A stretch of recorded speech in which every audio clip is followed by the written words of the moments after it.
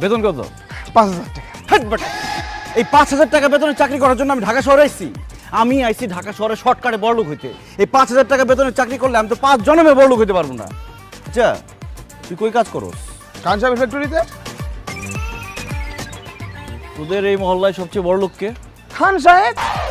আরে বেটা, তার এই মহল্লায় 20-25টা বাড়ি আছে, আর গাড়ি তো 40-50টা আছে।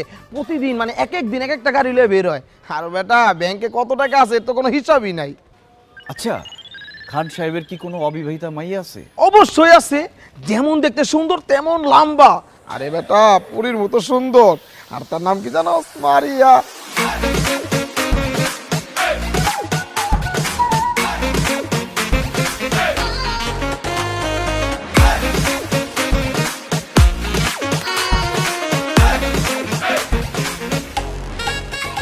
এলাকা না, 4-5 এলাকার পোলাপান তার মায়ের পিছে গুড় করে, কিন্তু পাত্তা দেয় না। এই মেয়েরে যে বিয়ে করবো সে হবে খান সাহেবের সমস্ত সম্পত্তির মালিক। বাস।